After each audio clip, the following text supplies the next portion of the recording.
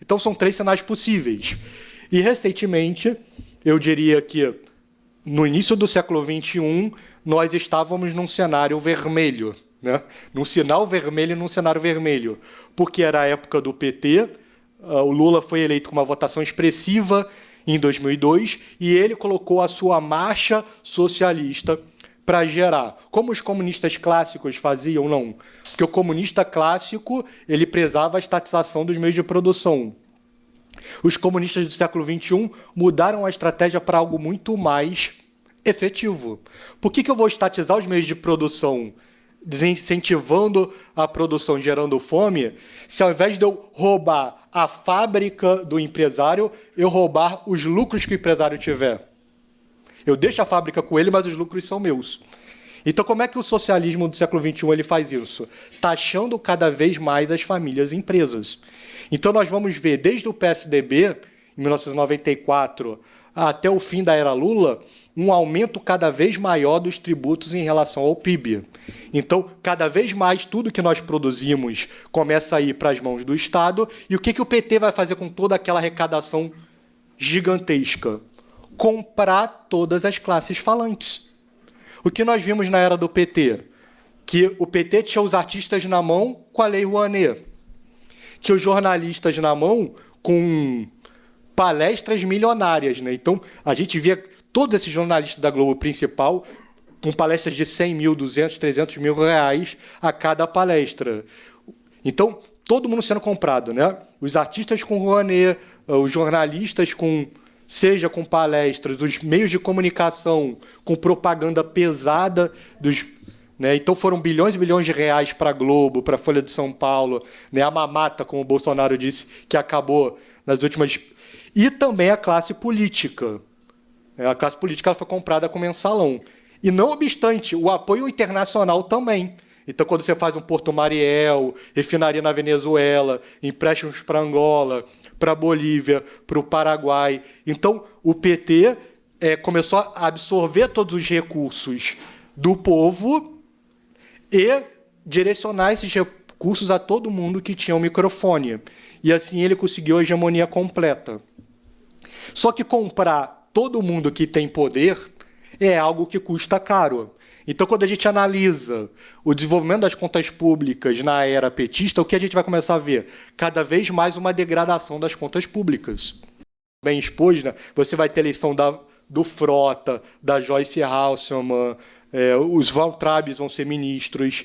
E aí essas pessoas, Kim Kataguiri, e essas pessoas vão começar, então, a conspirar contra o governo, né? E não só eles, mas todas aquelas pessoas que perderam a mamata, porque, veja, a quantidade de idiotas e egoístas no mundo descristianizado, ele tende ao infinito. Então, todas essas forças que... Os artistas que recebiam Rouanet, os canais de televisão que recebiam propaganda, os políticos que recebiam mensalão, todas essas forças do mal que tinham a hegemonia política começaram a conspirar contra o governo constituído. Então, foram 4 anos de crise, né? E que o Bolsonaro avançou a duras penas. Fez... eu diria, um governo fantástico, porque para você analisar os avanços de governo, você tem que analisar o governo dentro da sua conjuntura própria. É muito fácil fazer um governo fantástico no século XIII com a França cristã. Agora, nesse século zoado que nós vivemos, em que todo mundo conspira contra, o Bolsonaro ele foi um herói, um homem providencial.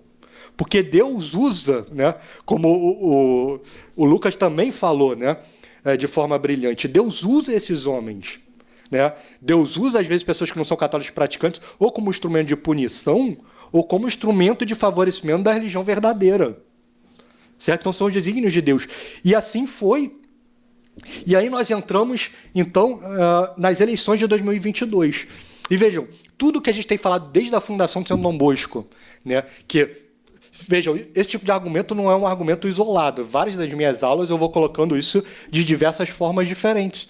Mas a gente sempre tem falado isso, que há uma renovação das forças católicas no Brasil, que ela é cada vez maior. Eu tenho brincado ultimamente, brinquei na minha última palestra da Liga, que eu pareço um bipolar quando eu olho a política atual, Porque se você olhar para a Revolução, a mão da Revolução não para de pesar. Mas quando você olha para a Contra-Revolução, a quantidade de pessoas que acorda também não para de aumentar. Liberais fazem casas maçônicas e como os comunistas fazem em partidos comunistas e diversos agrupamentos revolucionários menores. Não é assim que a esquerda faz? Tem coletivo A, B, C, DCE, grupo A, grupo B, grupo C, que vai bem ao encontro do que o Pedro falou na última aula, a necessidade de criar ligas para todo tipo de atuação. Então, a esquerda é extremamente organizada, os liberais...